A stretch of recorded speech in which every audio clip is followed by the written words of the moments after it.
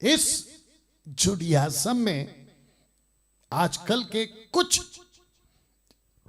99% या कुछ कहां से हुए ये लोग एक ऐसे बात को उठाए हैं जिस पे आज जोर दूंगा, और वह है ये लिखा है वाई टाइट्स। हिंदी में आ रहा हूं, क्यों या दशमांश क्यों, आज इसके ऊपर बात होगी। तो जितने चर्च के मेंबर्स हैं, आप लोग जितने भी लोग जुड़े हुए हैं, 700 पौने 700 जितने चर्च के मेंबर्स हैं, और जो ये अपलोडेड वीडियो देखेंगे और जो अभी लाइव देख रहे हैं, भूले भटके आप मेरे चैनल पे आ गए हैं, आपको भी कहता हूं, आप जो थाइत दे रहे हो ना, दशमांश, वो परमेश्वर की नजर में गलत है। ओ ओ ओ या जिसको वीडियो बनानी है बनाए, नहीं फर्क पड़ता मेरे को। वापस कह रहा हूं, तुम जो थाइत देते हो ना, परमेश्वर की नजर में वो गलत है। क्यों?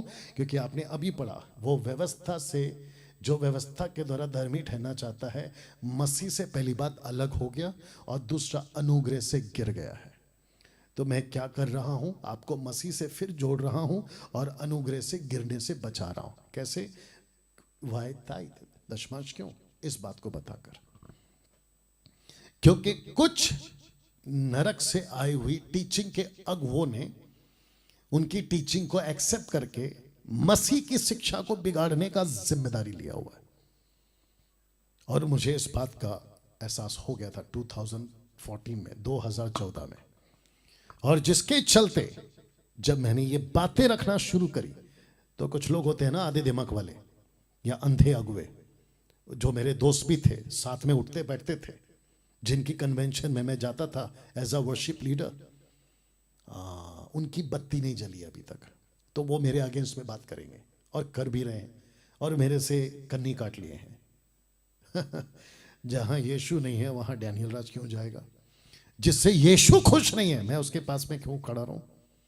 एटीट्यूड है डैनियल राज आपको, ऑफ कोर्स है। जो मसीह का नहीं वो मेरा नहीं, जो मसीह का है वो मेरा है, सीधी बात, नो बकवास। आते हैं इस टॉपिक के ऊपर। लिखा है वाई ताइत, और वाई ताइट्स, दशमांश क्यों। मैं भी आपसे पूछूंगा, दशमांश क्यों? ये दुकान क्यों खोली है सेवकों? दशमांश की दुकान क्यों खोल के रखी है? तुम्हारे ज्यादातर प्रीचिंग इसी पे चलते हैं। और मुझे, मैंने कल भी कहा था, आज फिर कहूंगा, क्रेफ्ट लोढौला जिसकी दिमाग खुली उसने खुलेआम कहा ताइत का मैं प्रचार करता था, आई वॉज रॉन्ग। अब मैं चाहता हूं कि आप लोग इस पे फोकस करें। लिखा है कि आप दशमांश की गुलामी में क्यों हो। ओ मैं इसका थंबनेल बनाऊंगा यूट्यूब के ऊपर, इसको रखिएगा आप लोग, ठीक है ना? तो लिखा है आप दशमांश की गुलामी में क्यों हो। आपको पता है आपका सेवक कोई भी ग्रुप का हो, वो आपको हर महीने की 1 तारीख को दशमांश के नाम पे ऐसे खींचता है, गले में कुत्ते का पट्टा होता है, पता है आपको, ऐसे हर 1 तारीख को खींचता है, और जो दशमांश नहीं देता है पुलपिट से खड़ा होकर पूछता है इस महीने का दशमांश कहां है। तो आप क्या हुए? किसके गुलाम? दशमांश के? बोलो मैं गलत बात कर रहा हूं या? और अगर कोई फैमिली या चर्च का बंदा जो नौकरी करता है, अगर वो दशमांश नहीं दे पाया, उनके हिसाब से, वह तो देना ही नहीं चाहिए, उनके हिसाब से अगर उसने नहीं दिया, तो पुलपिट से अनाउंसमेंट करता है वो सो कॉल्ड आदमी, कहता है कि तुम हमारे चर्च से निकाल दिए जाओगे, तुम्हारे बच्चों की शादी नहीं होगी, तुम्हारे मरने के बाद मैयत की जगह नहीं मिलेगी। लो भैया, इसको कहते हैं बॉसगिरी, इसको कहते हैं दादागिरी। बताइए, ये सब चल रहा है ना? ऑफ कोर्स चल रहा है। अभी जो सुन रहा है ना, वो जो भी करता है ना ऐसी हरकत, तुमको शर्म आनी चाहिए। अभी मैं तुमसे बात कर रहा हूं, तुमको शर्म आनी चाहिए। ऐसी हरकत कैसे कर सकते हो? अभी कल फेसबुक पे एक आदमी लिख रहा था कि पास्टर डैनियल आपका सब ठीक है, आपका टीचिंग अच्छा है, सब कुछ अच्छा है, लेकिन जो लैंग्वेज आप यूज करते हैं ना वो ठीक नहीं है। ए मेरे भाई, अगर तुझे मेरी लैंग्वेज से तकलीफ है तो तुझे बाइबल से भी तकलीफ होनी चाहिए, क्योंकि ये मेरी लैंग्वेज नहीं है, ये तो बाइबल में भी है। जो सही नहीं है उसको फटकार लगाइए। और यीशु तो कहता है कि मैं तुमको नहीं जानता है, कुकर्म करने वाले, गेट आउट। तो क्या यीशु को भी तुम बोलोगे यीशु जी आपका प्रचार बहुत अच्छा है लेकिन आपकी लैंग्वेज अच्छी नहीं है? हद है मेरे भाई, तुमको लैंग्वेज का पड़ा है? एक और आदमी था बीच में ही, कुछ गड़बड़ कर रहा था। कहता ये ठीक है, ये ठीक नहीं। ए भाई, जो ठीक है वो ले लेना, जो ठीक नहीं है उसको छोड़ दे। आऊंगा इसके ऊपर फिर कभी। तो फिर से कहता हूं, लिखा है कि आप दशमांश की गुलामी में क्यों हो। तो मैं आज आपकी गुलामी से आजाद करने जा रहा हूं। दशमांश की शिक्षा। पास्टर डैनियल, आप हमेशा कहते हो कि दशमांश नहीं देना। ओके, तो बाइबल में दशमांश की शिक्षा है। आज दूध का दूध पानी का पानी करूंगा, वो बात अलग है, लेकिन पहले मैं इसको बता दूं और फिर वापस कहता हूं, बहुत ध्यान से सुनना, ठीक है ना। कम से कम 740 लोग अभी लाइव हैं, सबको कह रहा हूं ध्यान से सुनना। दशमांश यानी कि पैसा, दशमांश ताइथ, दशमांश की शिक्षा जो आज की 21वीं सदी में चल रहा है, मैं उसकी बात कर रहा हूं कि दशमांश की शिक्षा। आप मुझे गलत बोलते हो ना, चलो लो तुम्हारे लिए आ रहा है। दशमांश की शिक्षा ना यीशु ने कभी दी, ना पतरस ने कभी दी, ना पौलुस ने कभी दी, ना ही पूरे नए नियम में कहीं भी लिखा है कि दशमांश देना चाहिए। ओपन चैलेंज, निकाल के बताओ। आओ सामने, देखते हैं। ये लोग जो अगेंस्ट में वीडियो बनाते हैं ना, आपसे बात कर रहा हूं, निकाल के बता बेटा। यीशु की शिक्षा, मत्ती 23:23 खबरदार निकाल के दिखाया था, क्योंकि वो आउट ऑफ कॉन्टेक्स्ट है। यीशु ने वहां नहीं कहा, मूर्खता की टीचिंग नहीं देना। मैं फिर पूछ रहा, मैथ्यू 23:23 नहीं रखना, क्योंकि वहां यीशु ने नहीं कहा कि ताइद दो। हाँ, अगर तुमने वो वीडियो बनाई तो तुम फंस गए फिर, और तुम्हारी नॉलेज कितनी जीरो है वो भी पता चल जाएगी। तो ना यीशु ने कभी शिक्षा दी ताइद की, दशमांश की, ना पतरस ने कभी दी ताइद यानी दशमांश की, ना पौलुस ने, ना ही कहीं। मत्ती की किताब से लेकर प्रकाशित वाक्य तक की किताब को तुम ढूंढ के निकालो, क्योंकि ये जो आदमी है ना, ये उसको पढ़ के बैठा हुआ है, या पढ़ के बैठा हुआ है। You understand? कैसा लग रहा है? मैं इसको कुछ सेकंड तक और रखूंगा, और इसकी थंबनेल भी बनेगी, इसका अलग से एडिट होगा वीडियो, वो भी शेयर करिएगा दूसरों के साथ में। तो फिर कहता हूं, अगर दम है, इसका रेफरेंस निकाल के बताओ। नंबर 1। नंबर 2, चर्च के मेंबरों, आपको इसी वजह से और इसी ऐसों के नाम से यीशु का, पतरस का, पौलुस का, बाइबल का वसीला देकर आप लोगों को जो है ना कहते हैं कि लिखा है दशमांश दो, लिखा है दशमांश दो। तो मैं तुमको भी कहता हूं, तुम अपने पास्टर को जाकर अच्छे से मिलो, या तो उनको घर पर बुलाओ, चाय कॉफी पिलाओ, और उनको प्यार से पूछिए, पास्टर जी आप जो कल संडे बोल रहे थे कि दशमांश देना जरूरी है, जरा कृपया करके बताएंगे कि कहां पे लिखा है। ये पूछने की हिम्मत रखना। जानते हो क्यों? क्योंकि जो ताइद दे रहा है ना, वो अनुग्रह से गिर गया है, वो अनुग्रह से गिर गया है, और मैं आपको अनुग्रह से गिरने से बचा रहा हूं। और अगर गिर गए हो तो तुमको वापस उठा रहा हूं, और मसीह से अलग हो गया है। बाप रे, अभी तक क्या सीखा था ये लोग? क्या सिखा रहे थे? कचरा। कहते थे कि जो ताइद देगा, जो पैसा देगा, जो जितना बढ़ा देगा, वो उतना प्रभु के नजदीक। लेकिन फिर ये क्या है? आपके ऊपर यहूदीवाद क्यों थोपा जा रहा है? और उसमें से ये है एक दशमांश, तो जिसके चलते मैंने लिखा है वाई टाइट्स। दशमांश क्यों? दशमांश क्यों? दिमाग की बत्ती जल रही है? देखो, एक होता है ना, बहुत ध्यान से सुनना, एक होता है कि आपने गाड़ी गलत पकड़ ली, दूसरा होता है कि आपके गाड़ी के अंदर एक आदमी आपको रास्ता दिखा रहा होता है कि सर आपको जाना है दिल्ली, लेकिन आप बैठे हो कलकत्ता वाली गाड़ी में, जल्दी से उतर जाओ, नहीं तो बेमतलब का कलकत्ता पहुंच जाओगे। कम से कम उसका तो सुनो। गलती हो गई ना आपसे कि आप ऐसी गाड़ी में बैठ गए जो दिल्ली के नाम पे कलकत्ता जा रही है। वैसे ही आप लोग अभी तक फंस गए थे, इसके गुलाम हो गए थे। लेकिन ये आदमी अब आपको बता रहा है, सुन तो लो, कम से कम आपका लाखों रुपया बच जाएगा। जिन लाखों रुपए से आप जो देते आ रहे हैं, मुझे कितने कॉल्स आते हैं 10-10 साल से, 15-15 साल से, डैनियल भाई हम लाखों रुपया चर्च को दे चुके हैं, पास्टर को दे चुके हैं। पास्टर अमीर बनता जा रहा है, पास्टर के पास में गाड़ियां आती जा रही है, पास्टर का बंगला विला सब बन रहा है, लेकिन देने वाला गरीब अभी भी है। निकाल के देख लो इतिहास या चर्च की हिस्ट्री, एक सर्वे करवा लो, पता चल जाएगा। हाँ, कुछ लोग ये भी बोल सकते हैं कि नहीं नहीं पास्टर डैनियल, हमारी तो गवाही ऐसी है कि मैंने जब से देना शुरू किया तब से परमेश्वर ने ब्लेस करना शुरू किया। बेटा तू धन्य है, तेरे साथ अच्छा हो रहा है, लेकिन ये डॉक्ट्रिन नहीं बना सकते। थोड़ा दिमाग में लेकर आओ। अगर तेरे साथ अच्छा हो गया इसका मतलब ये थोड़ी है कि सबके साथ अच्छा हो गया, और अगर ऐसी बात है तो सबके साथ अच्छा हो, सबके साथ अच्छा हो हो क्यों नहीं रहा है? फिर कहोगे नहीं उसका जीवन ठीक नहीं, तो तेरा कौन सा जीवन ठीक है जो तू इतना अमीर बन गया? निकाल के बता दें, बात करते हो। तो वापस आते हैं, आप दशमांश की गुलामी में क्यों हो? दशमांश की शिक्षा, ताइद की शिक्षा ना यीशु ने दी कभी, ना पतरस ने दी कभी, ना पौलुस ने दी कभी, ना ही पूरे नए नियम में कहीं भी लिखा है। अगर ऐसा है निकाल के बता दो। ये आदमी छोड़ देगा सोशल मीडिया पे, सोशल प्लेटफॉर्म पे प्रीच करना, बिल्कुल बंद कर दूंगा मैं। हाँ, वो बात अलग है कि तुम नहीं निकाल पाओगे। इसको देखिए साहब, कुछ बुद्धिजीव लोग, अच्छा इसको पहले देख लो ठीक से, फिर बात करते हैं। तब तक थोड़ा सा पी लेते हैं पानी। या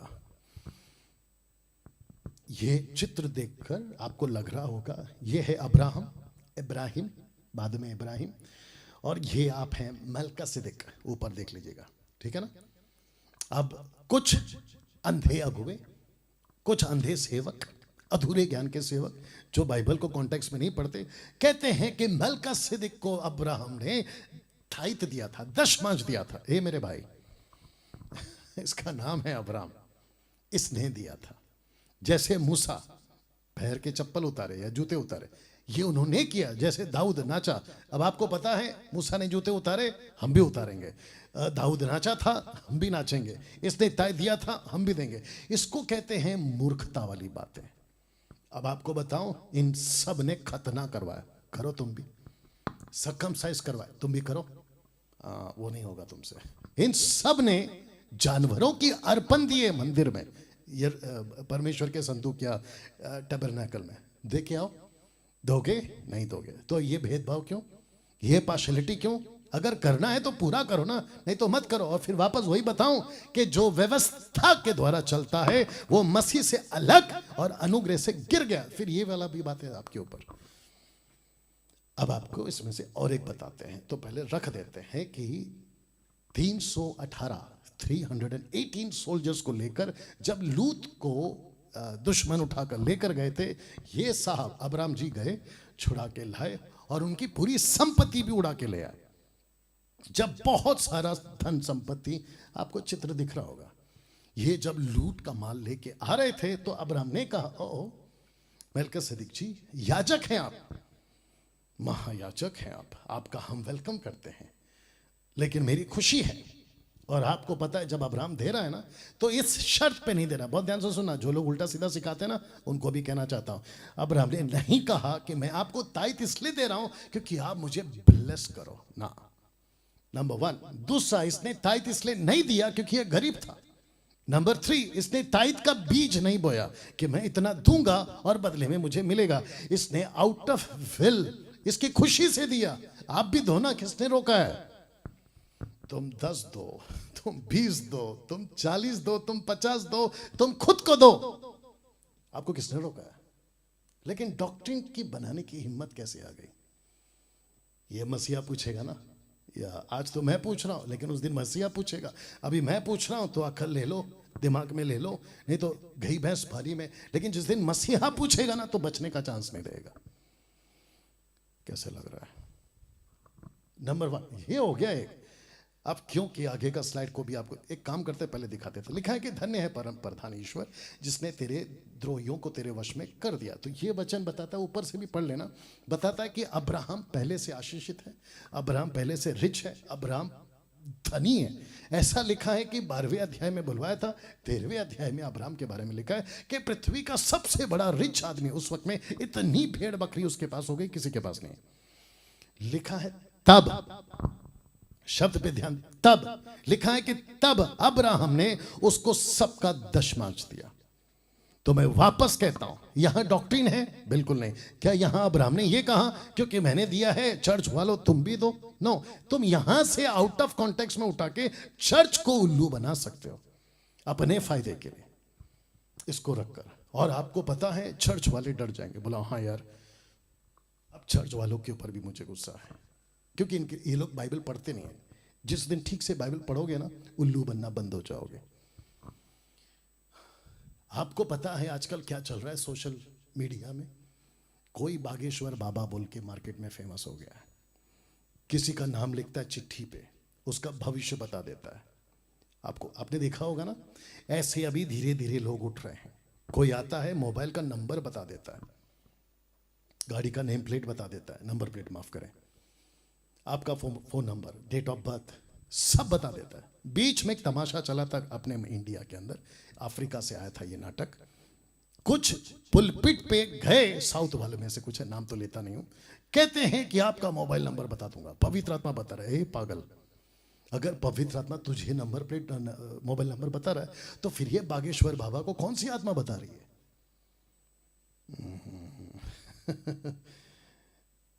उल्लू नहीं बनना है। तो ऐसे आप जब कुछ चमत्कार देखते हो ना तो पागल हो जाते हो, अरे प्रभु का दास है, प्रभु का दास है, अभिषेक के दास है। रखूंगा अभिषेक वाले कभी कॉन्सेप्ट को, और उसके चक्कर में होता क्या ना, तुम उल्लू बन जाते हो। तो मैं वापस कहता हूं, किसी के धोखे में नहीं आना। बाइबल बोल बोल के थक गई है, यीशु बोल बोल के थक गया, पतरस थक गया है, पौलुस बोल के थक गया, मैं भी गला फाड़ फाड़ के थक गया हूं कि किसी के धोखे में नहीं है। अपनी अकल लगाओ, अपनी अकल लगाओ। तो फिर से कहते हैं कि अब्राहम ने कभी ऐसा नहीं कहा, क्योंकि मैं दे रहा हूं तुम भी दो। चलो एक और एक पूछ ले, रख देता आपके सामने। अब्राहम का बेटे का नाम क्या? इसहाक। क्या इसहाक ढूंढ के गया मलका सदी को, ए भाई आप आओ क्योंकि बाप ने दिया था, मैं भी दे रहा हूं? क्या याकूब ने दिया? क्या जोसेफ ने दिया? मूसा ने दिया। मूसा ने कहीं पे दिया, बोला कि जैसे मलका सदी को अब्राहम ने दिया, मैं भी देता हूं। अब इसको देखिए साहब, क्या 10 आज्ञाओं में दशमांश का जिक्र है? आपको पूछ रहा हूं, अगर है तो निकाल के बताइए। ओपन चैलेंज है आपको। इसमें परमेश्वर को छोड़ किसी को नहीं मानना, ये लिखा है। सबत की बात को मानना, ये लिखा है। मूर्ति खोद कर नहीं बनाना, ये लिखा है। माता पिता का आदर करना, चोरी नहीं करना, कत्ल नहीं करना, लालच नहीं करना, ये सब कुछ लिखा है। झूठ नहीं बोलना। मुझे बताओ, दशमांश देना ऐसा 10 आज्ञा में है? कमाल। आपको पूछ रहा हूं, चर्च के लोगों को भी पूछ रहा हूं, जो आपको उल्लू बनाते हैं ना सोशल प्लेटफॉर्म पे, उनको भी पूछ रहा हूं, और उन सेवकों को पूछ रहा हूं जो डंके की चोट पे कहते हैं कि ताइत नहीं दिया तो चर्च से निकाल देंगे। वाह बेटा, तुम इनको चर्च से निकाल रहे हो, खुदा तुमको तुम्हारे अनंत काल के घर से निकाल देगा, तब क्या करोगे? वाह, इसको रख रहा हूं साहब मैं कुछ सेकंड के लिए, देखो इसको ठीक से। कभी सोचा जितनी जोर देकर ये संडे प्रचार करते हैं ना, महीने का पहला संडे, कि तुम परमेश्वर के घर में दशमांश लेकर आओ। अभी रखूंगा मैं परमेश्वर का घर का भंडार का मतलब क्या है, लेकर आओ। इनको पलट के पूछो, सर अगर इतना जरूरी था तो 10 आज्ञा में कहां है? ऐसा पूछिए उनको। मैं कुछ सेकंड और रख रहा हूं, इनको पूछिएगा आप, ठीक है ना? या कैसा लग रहा है अभी तक? परमेश्वर का धन्यवाद हो ऐसे प्रोग्राम के लिए।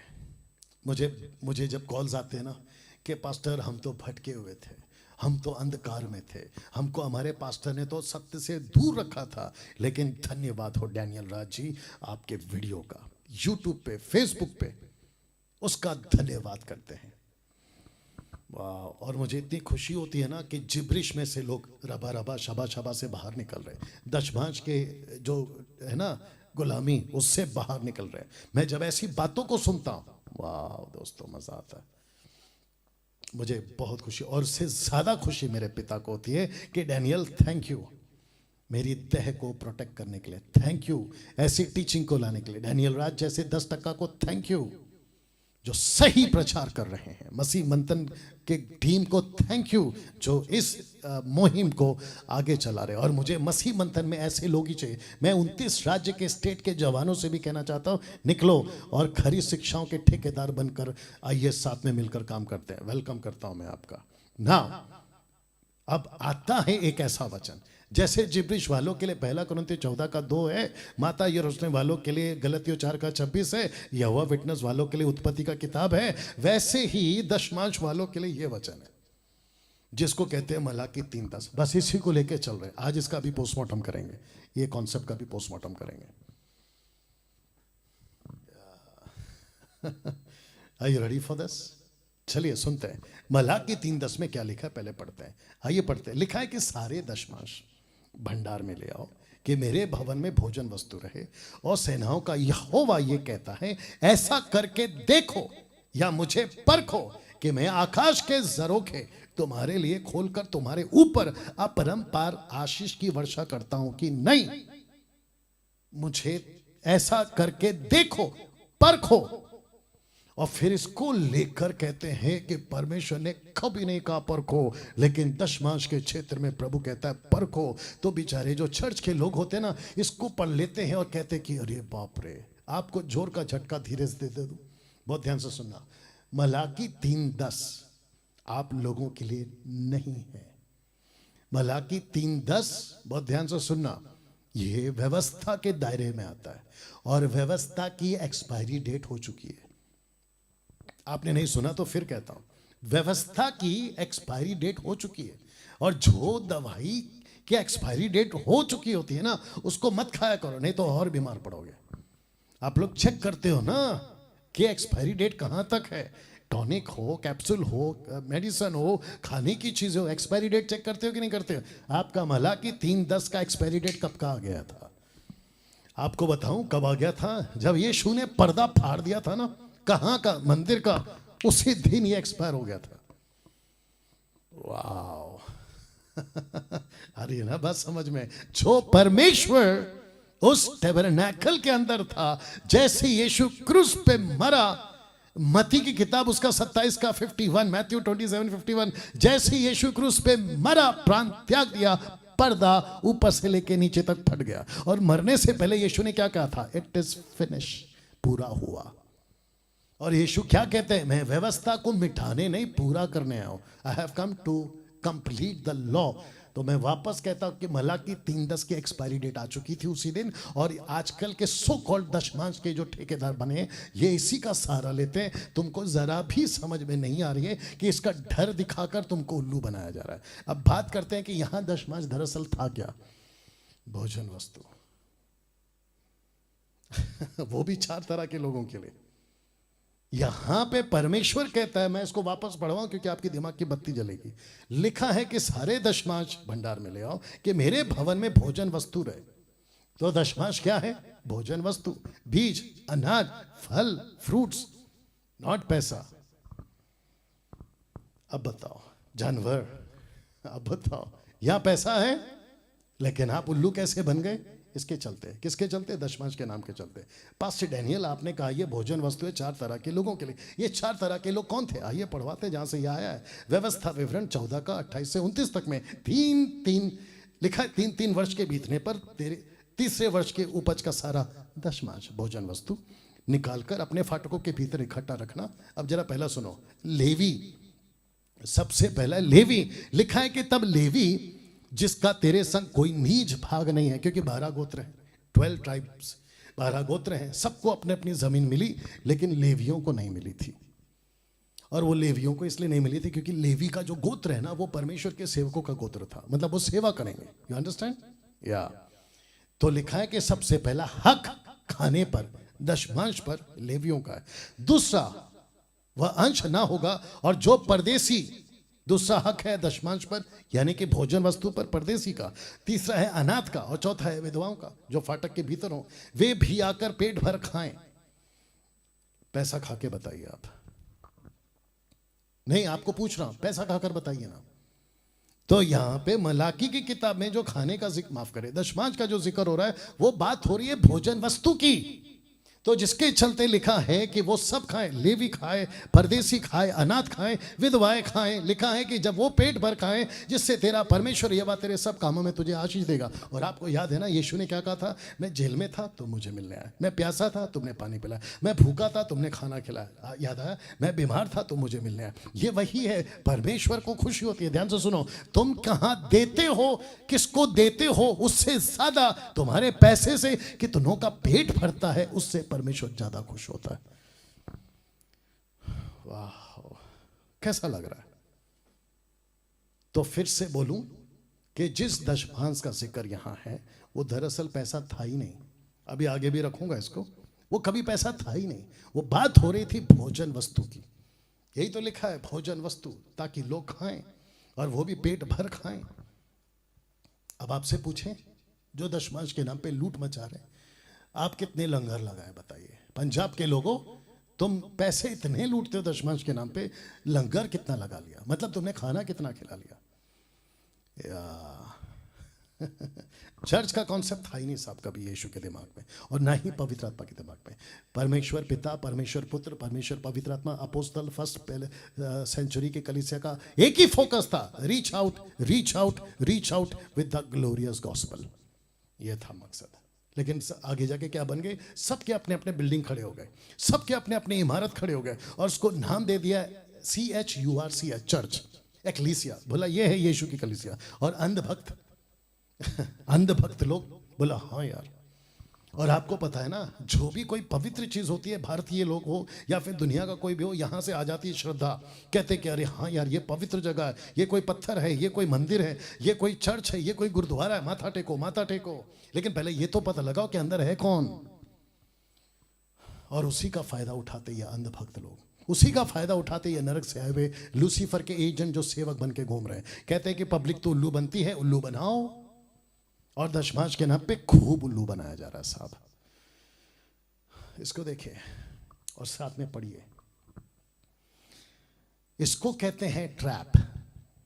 ट्रैप समझते हैं? फंदा या ट्रैप। और ये ट्रैप किसका है? दशमांश का। जैसे ही कोई उद्धार पाता है चर्च में, आजकल के लोगों की बात कर रहा हूं, जैसे ही किसी का मन बदलता है, वो सेवक उस चर्च का, वो चाहे कोई भी डिनोमिनेशन हो, उसकी सीधी आंखें जाती है उसके पॉकेट पे, जेब पे जाती है। इसकी सैलरी कितनी होगी, इसकी तनख्वाह कितनी होगी, ये कितना कमाता है, बिजनेसमैन है कि नौकरी वाला है, ये क्या करता है, ऐसे उसके ऊपर पॉकेट में नजर जाती है। धीरे धीरे फुसला फुसला कर जो भी करके उसको चर्च में लाते हैं। फिर कहते हैं कि सर आपके घर में कौन कौन है, आपका घर कहाँ है, खुद का घर है कि रेंटेड हाउस है, आपके क्या काम है, बिजनेस क्या है, नौकरी क्या है, ये सब कुछ पूछ पाछ के फिर उसको कहते हैं कि सर आपका टोटल आता कितना? बोला 10,000, 20,000, 50,000, 1,00,000। ओहो, तो उसका ताइत आपको देना पड़ेगा। ट्रैप। तुम फंस गए। बहुत ध्यान से सुनो, तुम फंस गए। और तुम इसलिए फंस गए क्योंकि आधा सच था। यीशु का सुसमाचार उनके मुंह से निकला सच था, वहां तक ठीक था। बाइबल आपको पकड़ाई, वो भी सच है, वहां तक भी ठीक है।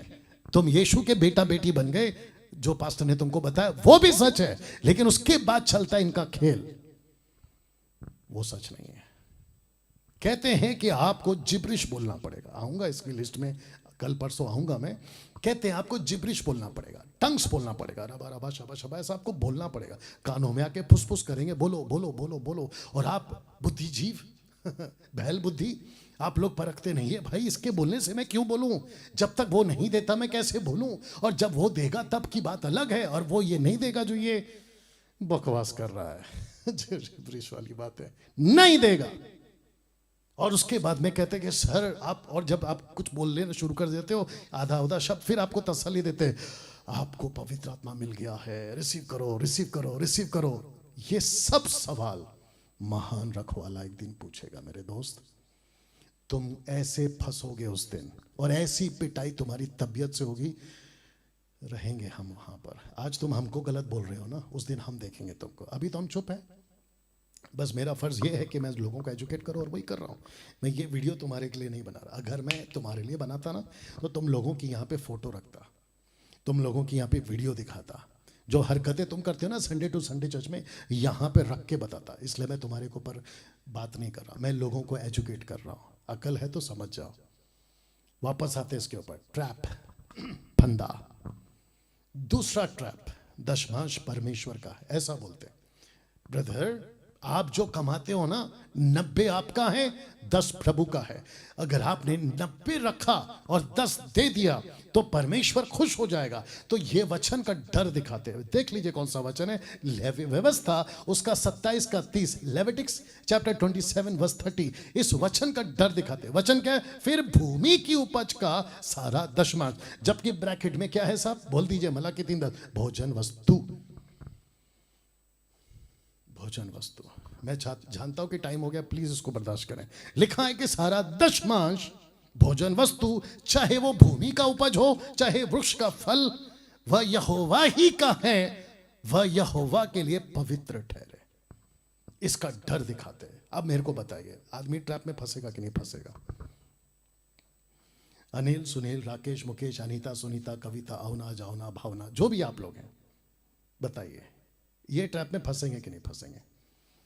और उसके बाद ऐसा भूले भटके आप जब देना शुरू करते हैं, इत्तेफाक से कोइंसिडेंटली आपका काम बन गया, नौकरी लग गई, गवर्नमेंट का जॉब लग गया, नर्स का जॉब लग गया, हॉस्पिटल में आप जॉब लग गया, आपको अमेरिका का, कनाडा का, ऑस्ट्रेलिया का, कहीं का भी वीजा मिल गया, आप फिर गवाही देते चर्च में आके, परमेश्वर के दास ने कहा था कि दशमांश प्रभु का है, और मलाकी 3:10 के हिसाब से प्रभु मुझे ब्लेस कर दिया है, देखो मेरा वीजा लग गया। बोला कब? जब मैंने पैसे दिए तब।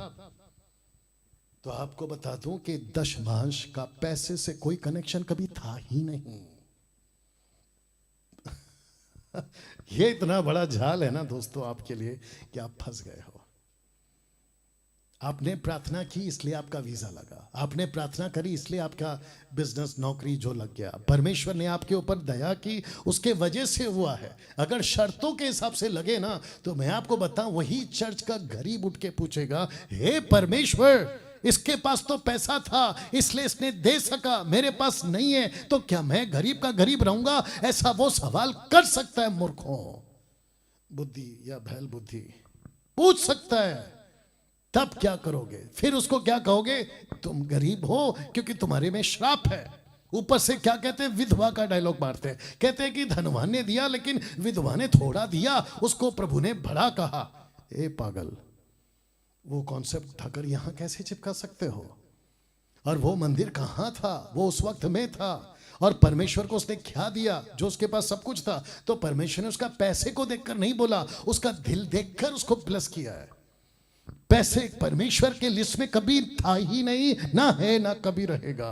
परमेश्वर को आप चाहिए, पैसा नहीं। बाप रे। तो इसको वापस पढ़वा देता हूं। दशमांश का पैसे से कोई कनेक्शन था ही नहीं कभी। इट वॉज नेवर मनी,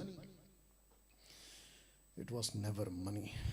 अब इसको देखिए साहब, क्योंकि अब कुछ बुद्धिजीवी लोग हैं, बोले पास्टर डैनियल, आज थोड़ा टाइम लगेगा, माफ करना। अच्छा, कुछ लोग कहेंगे पास्टर डैनियल, ठीक है आपकी बात हम समझ गए, दशमांश नहीं देना चाहिए, लेकिन क्या परमेश्वर के काम के लिए पैसा नहीं देना चाहिए? क्या मिशन के काम के लिए पैसा नहीं देना चाहिए? Question mark. बिल्कुल देना चाहिए। देख लो, मैं देता हूं, मेरे लोग देते हैं, मैं यही सिखाता हूं, सबको देना है, लेकिन दशमांश के नाम पे नहीं। आप दीजिए ना अपनी मर्जी से। 2 कुरिन्थियों 9:7 अपनी मर्जी से दीजिए, जबरदस्ती क्यों करवा रहे हो? तो मिशन के लिए पैसा देना चाहिए, देना चाहिए। और लोगों को, ब्रैकेट में चर्च को भी देना सिखाओ, लोगों ने देना भी चाहिए, सिखाओ कि मिशन का काम बाकी है, भारत में सुसमाचार का काम बाकी है, जगह जगह परमेश्वर के लोगों का काम बाकी है। ऐसे करके उनको सिखाओ ना।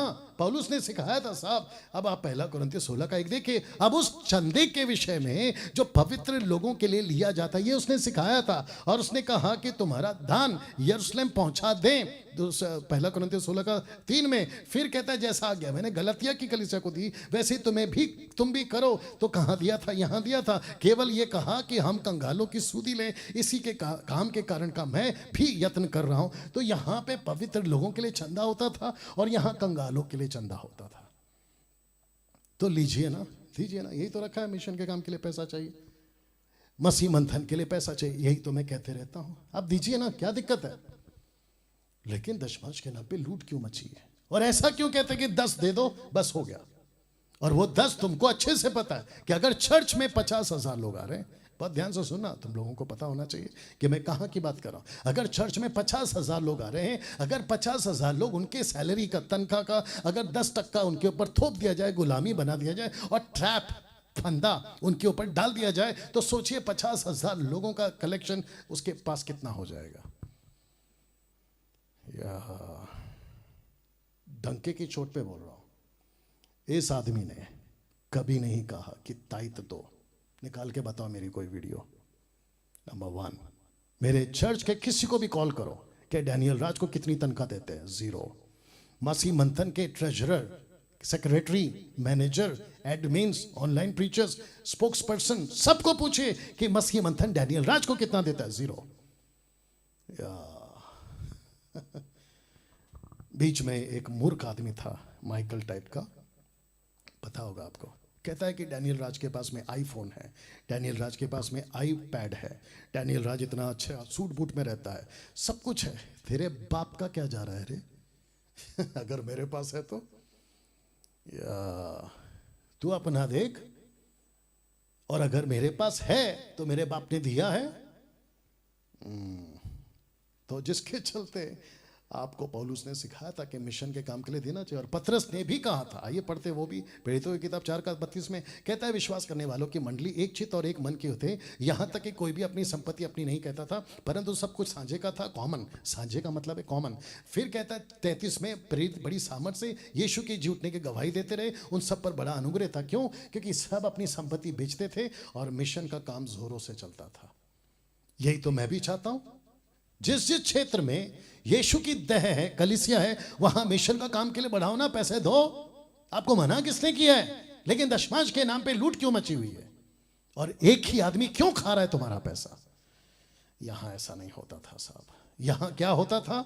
सुसमाचार को बढ़ाने में। 34 पढ़ो, उनमें कोई भी दरिद्र ना था, गरीब नहीं था, कोई पुअर नहीं था, क्योंकि जिनके पास भूमि या घर थे वो उनको बेच बेचकर बिकी हुई वस्तु का दाम लाते, प्रेरितों के पांव पर रखते थे। और प्रेरित क्या करते थे? जिस जिसकी जैसी आवश्यकता होती थी उसके अनुसार उसको बांट देते थे। कैसा लग रहा है? दिमाग में आ रहा है कुछ? या 800 850 लोग अभी लाइव देख रहे हैं। मैं आप सभी को कहना चाहता हूं, दिमाग का ढक्कन खोलो, ये चित्र देख लो साहब। आपको पता है क्या लिखा है यहां पर? I am your pastor and this is my church, so you must do what I want. मुझे मेरी सुनो और मुझे वो सब दो जो मुझे चाहिए। जबकि लिखा है the church is the house of God, not a private business. इस वचन के मुताबिक ये आदमी को देख लो, इसका सेवा किसका? पेट का। रोमियो 16:18। क्योंकि ऐसे लोग याद रखो, पौलुस बोल रहा है उस वक्त में, आज से 2000 साल पहले। तो सोच के देखो, तब अगर इतने तो अभी कितने होंगे? तो पौलुस भी डांट लगा रहा है। तो पौलुस के अगेंस्ट में वीडियो बनाओ, मैं अकेला क्यों? उसको भी बदनाम करो पौलुस को कि पौलुस की गलत टीचिंग है, मेरे को अकेले को क्यों बोल रहे हो? कहता है क्योंकि ऐसे लोग हमारे प्रभु मसीह की नहीं परंतु अपने पेट की सेवा करते हैं। ये देखो पौलुस बोल रहा है, करो उसको बदनाम, बनाओ उसके अगेंस्ट में वीडियो, देखते तुम्हारे में दम है। फिर नरक के दिन पता चलेगा कि तुम्हारी क्या हालत होगी। कुछ सेकंड इसको रख रहा हूं, ये मेरे को पोस्ट मिला, अच्छा लगा मुझे, मैंने डाल दिया।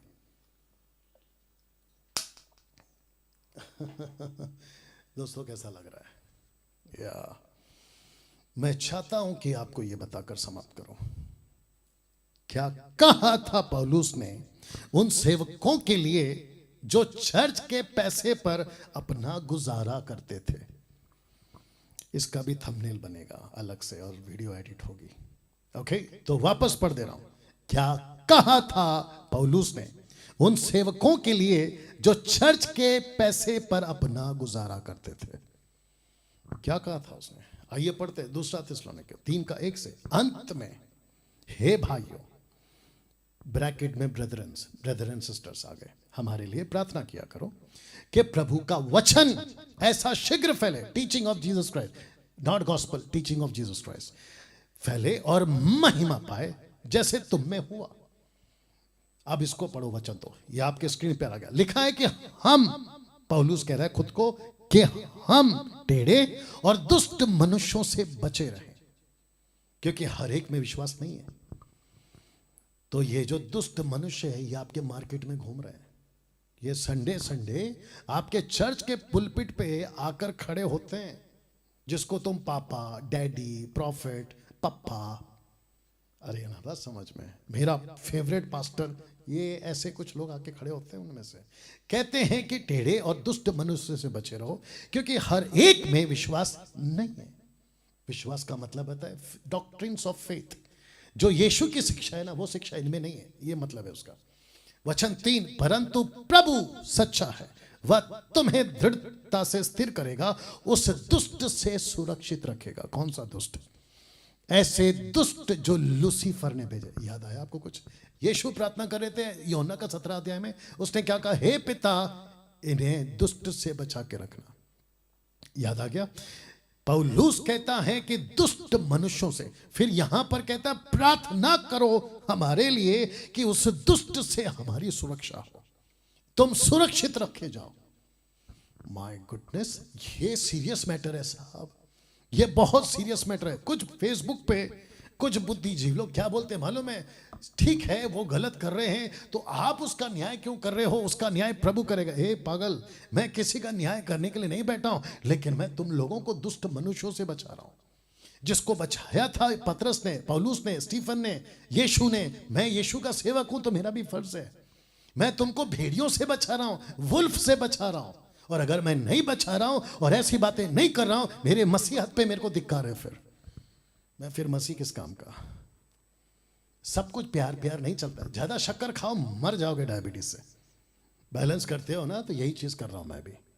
वापस आते इसके ऊपर लिखा है, ढेड़े और दुष्ट मनुष्यों से बचे रहो, क्योंकि हर एक में विश्वास नहीं है, परंतु प्रभु सच्चा है, वह तुम्हें दृढ़ता से स्थिर रखेगा और उस दुष्ट से सुरक्षित रखेगा। ये दुष्ट कौन है? कॉन्टेक्स्ट में आइए पढ़ते हैं। हमारे प्रभु तुम्हारे ऊपर, हमें प्रभु में तुम्हारे ऊपर भरोसा है कि जो जो आज्ञा हम तुम्हें देते हैं उन्हें तुम मानते हो और मानते भी रहोगे। मैं यही तो कह रहा हूं कि जो टीचिंग आप एमएमबी से सीख रहे हो उसको लेके चलो और आगे तक चलते रहो। बीच में कुछ लोग निकले थे यहूदा इस्करियोती टाइप पे, जो कि 9-2-11 हो गए। वचन 5, परमेश्वर के प्रेम, मसीह के धीरज को और प्रभु तुम्हारे मन की अगुवाई करे। अब इसको पढ़ो, वचन 6, कॉन्टेक्स्ट आ गए। हे भाइयों, हम तुम्हें अपने प्रभु यीशु मसीह के नाम से आज्ञा देते हैं कि तुम हर एक ऐसे भाई से अलग रहो, हर एक ऐसे भाई से अलग रहो, हर एक ऐसे भाई से अलग रहो जिसने तुम्हारे चर्च के पैसे को अपना रोजगार, पैसे को अपना गुजारा बना लिया है। ऐसे लोगों से कहता है पौलुस, कहता है अलग रहो, ऐसे लोगों से अलग रहो, ऐसे लोगों से अलग रहो और अनुचित चाल मत अनुचित चाल चलता और जो शिक्षा उसने हमसे पाई है उसके अनुसार नहीं करता। साफ पढ़ लो, लिखा है क्योंकि तुम जानते हो कि किस रीति से हमारी सी चाल चलनी चाहिए, क्योंकि हम तुम्हारे बीच में अनुचित चाल ना चले। ऐसे लोगों से अलग रहो। कहां गया ये? देखो किन से अलग रहना है पास्टर डैनियल? ऐसे लोगों से जो चर्च के पैसे पे अपना गुजारा करते हैं, चर्च के पैसे पे अपना गुजारा करते हैं। पास्टर डैनियल, हम पास्टर हैं, अगर चर्च का पैसा नहीं खाएंगे तो हमारा गुजारा कैसा चलेगा? आ रहा हूं तुम्हारे लिए भी। सबसे पहली चीज, चर्च का पैसे से अपना गुजारा करना बंद करो। तो फिर हम क्या करें? वही करो जो अभी पौलुस बोलने वाला। देखो मैं रख रहा हूं, आइए देखते पौलुस ने क्या क्या। किसी की रोटी, किसी रीति से रोटी मुफ्त में ना खाएं, पर परिश्रम कष्ट से रात दिन काम धंधा करते थे कि तुम्हें किसी पर भार ना हो। पौलुस कहता है मैं कैसी चाल चला, मैं ऐसी चाल चला, किसी की रोटी मुफ्त में ना खाई, खुद काम धंधा करते थे। अब मेरे को बताओ, क्या तुम पौलुस से बड़े पास्टर हो? क्या तुम पौलुस से बड़े बिशप हो? क्या तुम पौलुस से बड़े अपोस्तल हो? क्या तुम पौलुस से बड़े बाइबल टीचर हो? जब पौलुस काम धंधा करके किसी की रोटी मुफ्त में नहीं खाता है तो फिर तुम कैसे खाने लगे? और जबकि मैं आपको बता रहा हूं, पौलुस किसी के चर्च के पैसे पे अपना गुजारा नहीं करता था, वो अपना नौकरी करता था और खाना खाता था। क्या बकवास करते हो यार। तो कहता है वचन में, ये नहीं कि हमें अधिकार नहीं, मुझे अधिकार था, मैं चर्च का पैसा लेकर खा सकता था, पर इसलिए कि अपने आप को तुम्हारे लिए आदर्श ठहराएं कि तुम हमारी सी चाल चलो। आपको पता है ये वही पौलुस है जो एक्ट चैप्टर 20 वर्स 35 में क्या कहता है पता है? यीशु कहता है, यीशु ने खुद कहा कि लेने से देना भला है, लेने से देना भला। इसको पता था तो इसने कहा मैं ले सकता था पैसा तुम्हारा, लेकिन मेरे को यीशु याद आ रहा है, कहता नहीं लेना है। सी अब इसको पढ़िए 10, क्योंकि जब हम तुम्हारे यहां थे तब भी यह आज्ञा तुम्हें देते थे कि यदि कोई काम ना करना चाहे तो खाने भी ना पाए। बात किसकी हो रही है साहब? बात किसकी हो रही है? बात हो रही है सेवकों की, बात हो रही है चर्च की, बात हो रही है उन सेवकों की जो लोगों के पैसे को अपना गुजारा चला रहे थे, लोगों के पैसे पे अपना गुजारा चला रहे थे। शर्म आनी चाहिए आप लोगों को। तुम संडे टू संडे चर्च इसलिए जाते हो क्योंकि लोगों को लूटो, यीशु न्याय करेगा तुम्हारा, महान रखवाला पूछेगा। पास्टर डैनियल आप इतना सख्त क्यों बोल रहे हैं? मैं इसलिए बोल रहा हूँ क्योंकि प्रोग्राम का नाम है महान रखवाला पूछेगा। तुमसे पूछेगा, मुझसे पूछेगा, कहाँ गया पैसा, मेरा चर्च का पैसा कहाँ गया, क्यों खाया पैसा, सब पूछेगा। तो जिसके चलते ये वचन आपके बीच में मैंने फिर रख देता हूँ। कहता है कि हम काम धंधा करते थे तब जाकर खाते थे। कहता है कि अगर कोई काम ना करना चाहे तो खाना भी ना खाए, कोई हक नहीं है तुमको चर्च के पैसे पर। हम सुनते हैं कि कुछ लोग हम सुनते हैं कि कुछ लोग तुम्हारे बीच में अनुचित चाल चलते हैं और कुछ काम नहीं करते पर दूसरों के काम में हाथ डालते हैं, मतलब दूसरों की नौकरी का पैसा खाते हैं। अब इसको पढ़ो। ऐसों को हम प्रभु यीशु मसीह में आज्ञा देते और समझाते कि चुपचाप काम करके अपनी ही रोटी खाया करें। तो पास्टर हो, सबसे पहली चीज तुम पास्टर बने कैसे? नंबर 1, अगर बुलाहट है तुमको, मेरे मसीहा ने तुमको बुलाहट दी है ना, तो रोटी भी वही खिलाएगा। ये खड़ा है तुम्हारे सामने एग्जाम्पल। मैं किसी के आगे हाथ नहीं फैलाता। You understand? या मेरे अगेंस्ट में वीडियो बनाना बनाओ, रद्दी फर्क नहीं पड़ता। तो मैं फिर पूछूंगा, अगर तुमको मसीह ने अपनी सेवा में बुलाया तो रोटी भी वही खिलाएगा ना? कितने एग्जाम्पल्स अगर वो देते बैठो तो यहीं रात के 12 बज जाएंगे। और अगर तुम जबरदस्ती पैसे के लालच में मिनिस्ट्री कर रहे हो तो तुम तो पेट के सेवक हुए। यही तो रखा था ना मैंने कि इनके गुजारा चर्च के पैसों से होता है, और तुमको इसका डराना बहुत जरूरी है, नहीं तो गई भैंस पानी में। या तो जितने लोग हैं ना जो मुझे भी कॉल करते कि पास्टर जी हम तो 10 साल से 15 साल से सेवा में हैं, बच्चों का फीस का पैसा नहीं है, हमारे घर पे राशन नहीं है, हमको थोड़ा मदद कर दो। मैं पलट कर एक ही पूछता, उम्र क्या है? 30 साल। उम्र क्या है? 35 साल। उम्र क्या है? 40 साल। काम धंधा क्यों नहीं करते? ये भीख मांगने का आदत कहां से आ गया तुमको? काम धंधा करो, हाथ पैर सलामत है ना। आपको बताऊं, बीच में मैंने वीडियो बनाया था। आज दूध कितना लीटर है साहब? 70 रुपया अनुमान के तौर पे। 1 लीटर 70-80 रुपया हो गया अभी 1 लीटर दूध, ठीक है ना, अच्छा वाला दूध। आपके बच्चों का जब टाइम आएगा आज से 5-10 साल बाद में, तो दूध कितना लीटर होगा? 500 रुपया। तो आपके बच्चे तब ऐसी हैसियत बना के रखो कि आपके बच्चे 1 लीटर दूध कम से कम खरीद सके, क्योंकि महंगाई बेहिसाब बढ़ने वाली है, हर चीज का पैसा बढ़ने वाला है। तो ऐसी जिंदगी जियोगे चर्च की सेवा करते हुए कि पैसे दे दो, पैसे दे दो, पैसे दे दो। और ऐसे कितने उठपटांग लोग हैं चर्च के अंदर अनाउंसमेंट करते हैं कि आज मेरा बर्थडे है, मुझे गिफ्ट दो। क्या बेशर्मगी है भाई? तुम चर्च के लोगों से भीख मांगते हुए पाए जाते हो चर्च के अंदर। फिर चर्च को यह भी कहते हैं अगर शॉपिंग के लिए गए तो खुद का भी कपड़ा खरीदो, मैं तुम्हारा सेवक हूं, मेरे लिए भी कपड़ा खरीदो। कहां से लाई ये टीचिंग बताइए? नहीं पूछेगा महान रखवाला न्याय के दिन कि ये क्या बकवास किया था, बताओ। तो लिखा है चुपचाप अपनी रोटी खाए। हे भाइयों, भलाई करने में साहस ना छोड़ो। हम भलाई करते हैं और आपको भी भलाई करना है, दूसरों को खाना खिलाना। ये कह रहा है यदि कोई हमारी इस पत्री की बात को ना माने, उस पर दृष्टि रखो, उसकी संगति ना करो, उसकी संगति ना करो। मेरा सीधा सवाल, क्या आपका चर्च का पास्टर पेटू है? क्या आपका चर्च का सेवक पेटू है? क्या उसकी नजर आपके पॉकेट के पैसे पर है? क्या वो जब घर आता है तो आपको ये कहता है आज मैं घर आ रहा हूं, अच्छा खाना बनाना? ऐसा है, अलग रहो। फिर वो कहता है कि मैं घर आ रहा हूं, पैकेट रेडी रखना, क्योंकि मैं सेवक हूं और सेवकों को देना चाहिए, ऑफरिंग देना चाहिए। ए भाई, ऑफरिंग देना चाहिए, लेकिन जबरदस्ती भीख क्यों मांग रहे हो? मर्जी से वो देते हैं, चुपचाप लीजिए और जाइए। और ऐसी सेवा क्यों कर रहे हो कि किसी के पैसे पे तुम्हारा गुजारा हो रहा है? बंद करो ये, बंद करो ये। तो भी उसे बहरी मत समझो, भाई जानकर चिताओ। क्यों? क्योंकि आज नहीं तो कल वो सुधरेगा। मुझ जैसे वीडियो जो बनाते हैं उनसे वो सुधरेगा।